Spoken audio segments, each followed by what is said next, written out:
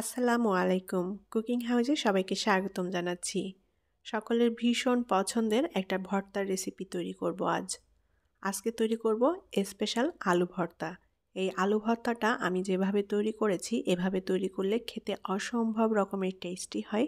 সাদা গরম ভাত দিয়ে খেতে জাস্ট অসাধারণ। তৈরি করাও সহজ, কোনো প্রকার ঝামেলা ছাড়াই তৈরি করে নিতে পারেন। তাহলে চলুন কিভাবে তৈরি করি স্পেশাল আলু ভর্তা দেখে নেই। আর এখনও যারা আমার চ্যানেলটি সাবস্ক্রাইব করেননি তারা প্লিজ আমার চ্যানেলটি সাবস্ক্রাইব করে নেবেন এবং পাশে থাকা ছোট্ট বেল আইকনটি প্রেস করে দিবেন।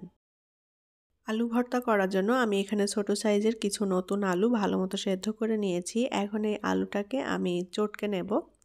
একেবারে মিহি করে চটকাবো না, একটু দানা দানা রেখে চটকে নেব। মিহি করেও চটকে নেওয়া যাবে, তবে দানা দানা রাখলে খেতে ভালো লাগে। পরিমাণে যে যতটা ভর্তা তৈরি করবেন আলুর পরিমাণটা সেভাবে নিয়ে নিতে হবে। আলুটা আমি ভালো মতো চটকে নিয়েছি আর একটু দানা দানা মতো রেখেছি। প্যানে পরিমাণ মতো সরিষার তেল দিয়ে দেব। এখন এই তেলের মধ্যে দিয়ে দেব হাফ চা চামচ মতো আস্ত জিরা। জিরাটা একটু ফোড়ন তুলে নেব। আর আজকের আলু ভর্তাটা আমি ভেজে তারপরে তৈরি করব। আর ভাজা আলুর ভর্তাটা খেতে খুবই টেস্টি এবং মজার হয়। তো জিরাটা আমি ভালো মতো ভেজে নিয়েছি। এখন এর মধ্যে দিয়ে দেব রসুন কুচি আর শুকনা মরিচ কুচি। তো আমি এখানে 1 চা চামচ পরিমাণ রসুন কুচি নিয়েছি আর 2টা শুকনা মরিচ ছোট টুকরো করে কেটে নিয়েছি। এখন রসুন শুকনা মরিচ একটু ভেজে নেব। রসুন আর শুকনা মরিচ একটু লাল করে ভেজে নিয়েছি।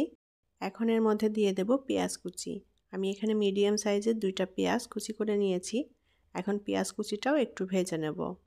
আলু ভর্তাটা বিভিন্নভাবেই তৈরি করা যায়, তবে আজকে আমি যেভাবে তৈরি করব এভাবে তৈরি করলে খেতে খুবই ভালো লাগে আর অন্যরকম একটা ফ্লেভার আসে এই ভর্তা থেকে।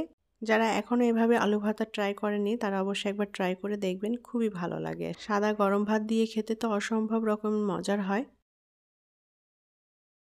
পেঁয়াজটা আমি লাল করে ভেজে নিয়েছি। এখন এর মধ্যে সেই আলু ভর্তাটা দিয়ে দেব। আর দিয়ে দেব কাঁচামরিচ। আমি এখানে 3টা কাঁচামরিচ ছোট টুকরো করে কেটে নিয়েছি। লবণ দিয়ে দেব স্বাদ মতো। আর দিয়ে দেব কিছুটা হলুদের গুঁড়া। হলুদের গুঁড়া দিলে দেখতে ভালো লাগবে, কালারটা ভালো আসে। না দিতে চাইলে নাও দেওয়া যাবে।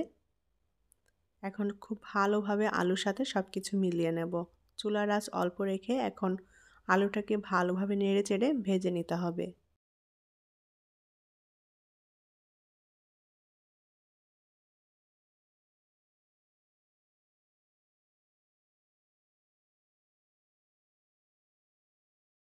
আলুর সাথে সমস্ত মশলা ভালোভাবে মিশিয়ে দিয়ে 2 মিনিটের মতো ভেজে নিয়েছি।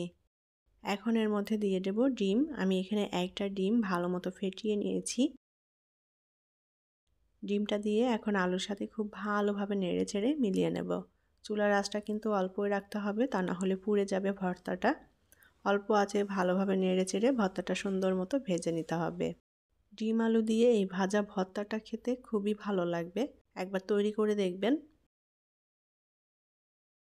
তো খুব ভালোভাবে নেড়েচেড়ে ভেজে নিতে হবে আর এই ভর্তাতে খুব সুন্দর একটা ফ্লেভার আসে।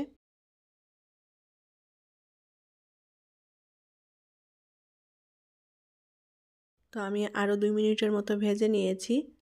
এখন এর মধ্যে দিয়ে দেব ধনেপাতা। ধনেপাতা দিয়ে আবারও ভালোভাবে নেড়েচেড়ে মিলিয়ে নেব। আর আলু ভর্তাটা কিন্তু খুব সুন্দর মতো ভেজে নিতে হবে।